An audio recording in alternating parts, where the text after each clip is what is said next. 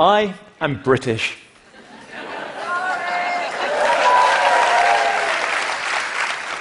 Never before has the phrase "I am British" elicited so much pity. I come from an island where many of us like to believe there's been a lot of continuity over the last 1,000 years. We tend to have historically imposed change on others, but done much less of it ourselves.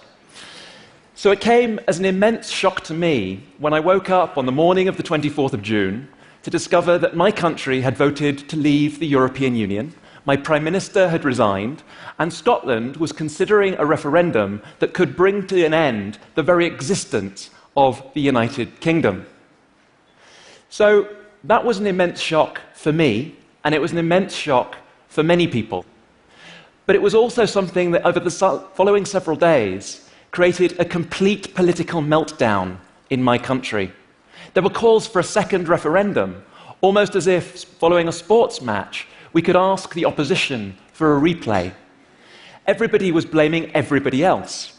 People blamed the Prime Minister for calling the referendum in the first place. They blamed the leader of the opposition for not fighting it hard enough. The young accused the old. The educated blamed the less well-educated. That complete meltdown was made even worse by the most tragic element of it. Levels of xenophobia and racist abuse in the streets of Britain at a level that I have never seen before in my lifetime. People are now talking about whether my country is becoming a Little England, or as one of my colleagues put it, whether we're about to become a 1950s nostalgia theme park floating in the Atlantic Ocean. But my question is really, should we have the degree of shock that we've experienced since?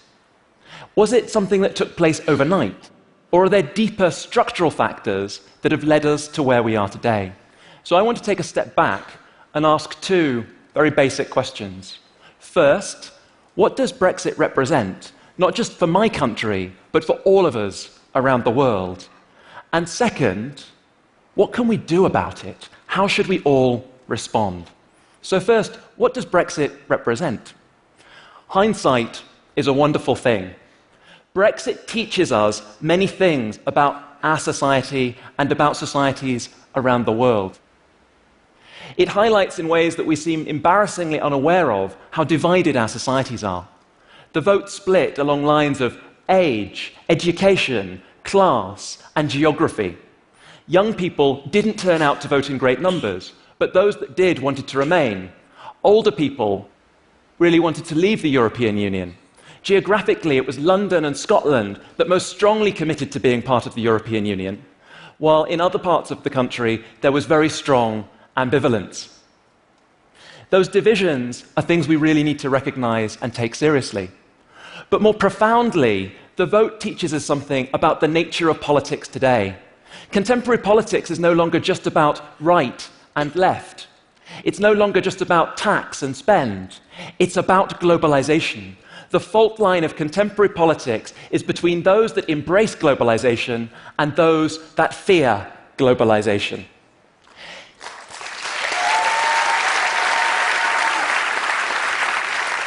If we look at why those who wanted to leave, we call them leavers as opposed to remainers, we see two factors in the opinion polls that really mattered. The first was immigration, and the second, sovereignty. And these represent a desire for people to take back control of their own lives and the feeling that they are unrepresented by politicians. But those ideas are ones that signify fear and alienation. They represent a retreat back towards nationalism and borders in ways that many of us would reject.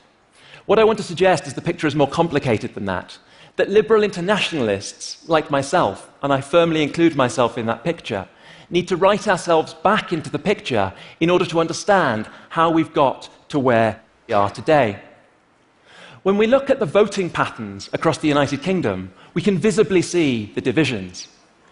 The blue areas show remain, and the red areas leave. When I looked at this, what personally struck me was the very little time in my life I've actually spent in many of the red areas. I suddenly realized that looking at the top 50 areas in the UK that had the strongest leave vote, I've spent a combined total of 4 days of my life in those areas. In some of those places, I didn't even know the names of the voting districts. It was a real shock to me, and it suggested that people like me who think of ourselves as inclusive, open, and tolerant perhaps don't know our own countries and societies nearly as well as we like to believe.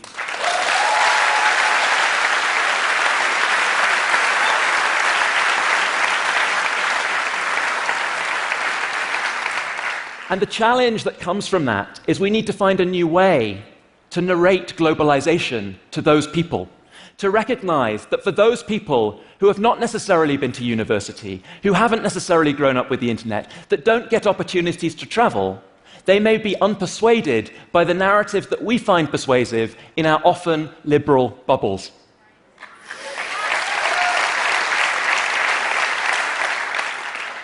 It means that we need to reach out more broadly and understand. In the Leave vote, a minority have peddled the politics of fear and hatred, creating lies and mistrust around, for instance, the idea that the vote on Europe could reduce the number of refugees and asylum seekers coming to Europe, when the vote on leaving had nothing to do with immigration from outside the European Union. But for a significant majority of the Leave voters, the concern was disillusionment with the political establishment. This was a protest vote for many, a sense that nobody represented them, that they couldn't find a political party that spoke for them, and so they rejected that political establishment. This replicates around Europe and much of the liberal democratic world. We see it with the rise in popularity of Donald Trump in the United States, with the growing nationalism of Viktor Orban in Hungary, with the increasing popularity of Marine Le Pen in France. The spectre of Brexit is in all of our societies. So the question I think we need to ask is my second question, which is how should we collectively respond? For all of us who care about creating liberal, open, tolerant societies, we urgently need a new vision, a vision of a more tolerant, inclusive globalization, one that brings people with us rather than leaving them behind. That vision of globalization is one that has to start by a recognition of the positive benefits of globalization. The consensus amongst economists is that free trade, the movement of capital, the movement of people across borders, benefit everyone on aggregate. The consensus amongst international relations scholars is that globalization brings interdependence, which brings cooperation and peace. But globalization also has redistributive effects. It creates winners and losers. To take the example of migration, we know that immigration is a net positive for the economy as a whole, under almost all circumstances. But we also have to be very aware that there are redistributive consequences. That importantly, low-skilled immigration can lead to a reduction in wages for the most impoverished in our societies and also put pressure on house prices. That doesn't detract from the fact that it's positive, but it means more people have to share in those benefits and recognize them. In 2002, the former Secretary General of the United Nations, Kofi Annan, gave a speech at Yale University. And that speech was on the topic of inclusive globalization. That was the speech in which he coined that term. And he said, and I paraphrase, "The glass house of globalization has to be open to all if it is to remain secure. Bigotry and ignorance are the ugly face of exclusionary and antagonistic globalization." That idea of inclusive globalization was briefly revived in 2008 in a conference on progressive governance involving many of the leaders of European countries. But amid austerity and the financial crisis of 2008, the concept disappeared almost without trace. Globalization has been taken to support a neoliberal agenda. It's perceived to be part of an elite agenda rather than something that benefits all. And it needs to be reclaimed on a far more inclusive basis than it is today. So the question is, how can we achieve that goal? How can we balance, on the one hand, addressing fear and alienation, while on the other hand, refusing vehemently to give in to xenophobia and nationalism? That is the question for all of us. And I think as a social scientist that social science offers some places to start. Our transformation has to be about both ideas and about material change. And I want to give you 4 ideas as a starting point. The first relates to the idea of civic education. What stands out from Brexit is the gap between public perception and empirical reality. It's been suggested that we've moved to a post-factual society where evidence and truth no longer matter, and lies have equal status to the clarity of evidence. So how can we rebuild respect for truth and evidence into our liberal democracies? It has to begin with education, but it has to start with a recognition that there are huge gaps. In 2014, the pollster Ipsos Mori published a survey on attitudes to immigration, and it showed that as numbers of immigrants increase, so public concern with immigration also increases. Although it obviously didn't unpack causality, because this could equally be to do not so much with numbers, but the political and media narrative around it. But the same survey also revealed huge public misinformation and misunderstanding about the nature of immigration. For example, in these attitudes in the United Kingdom, the public believed that levels of asylum were a greater proportion of immigration than they were. But they also believed the levels of educational migration were far lower as a proportion of overall migration than they actually are. So we have to address this misinformation, the gap between perception and reality on key aspects of globalization. And that can't just be something that's left to our schools, although that's important to begin at an early age. It has to be about lifelong civic participation and public engagement that we all encourage as societies. The second thing that I think is an opportunity is the idea to encourage more interaction across diverse communities. One of the things that stands out for me very strikingly, looking at immigration attitudes in the United Kingdom, is that ironically, the regions of my country that are the most tolerant of immigrants have the highest numbers of immigrants. So for instance, London and the South East have the highest numbers of immigrants, and they are also by far the most tolerant areas. It's those areas of the country that have the lowest levels of immigration that actually are the most exclusionary and intolerant towards migrants.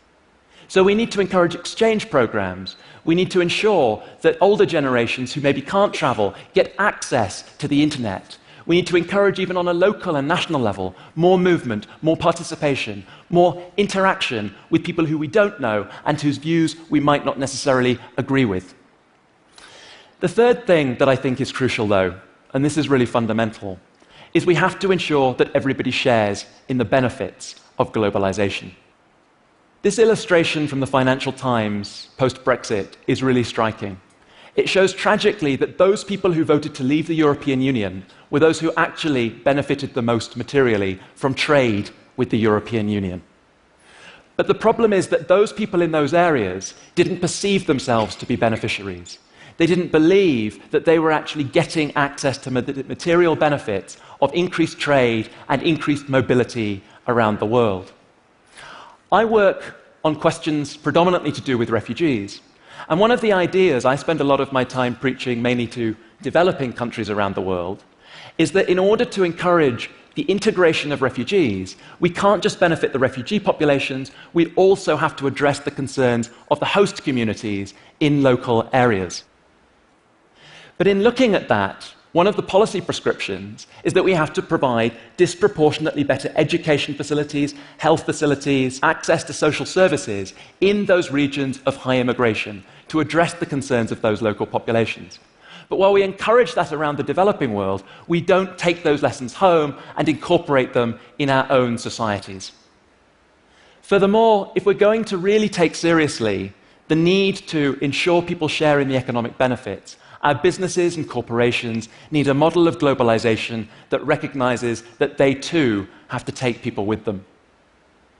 The fourth and final idea I want to put forward is an idea that we need more responsible politics. there's very little social science evidence that compares attitudes on globalization.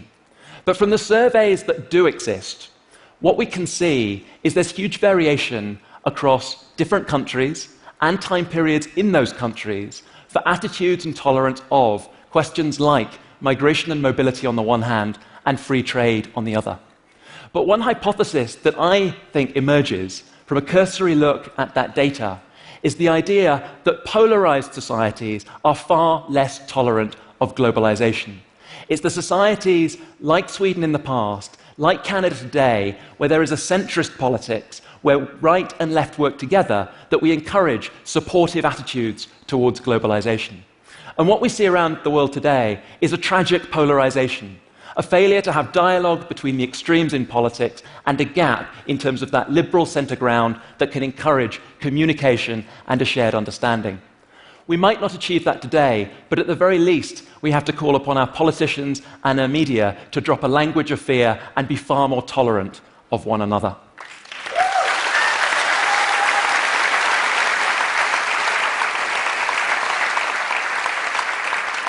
These ideas are very tentative, and that's in part because this needs to be an inclusive and shared project. I am still British. I am still European. I am still a global citizen. For those of us who believe that our identities are not mutually exclusive, we have to all work together to ensure that globalization takes everyone with us and doesn't leave people behind. Only then will we truly reconcile democracy and globalization. Thank you.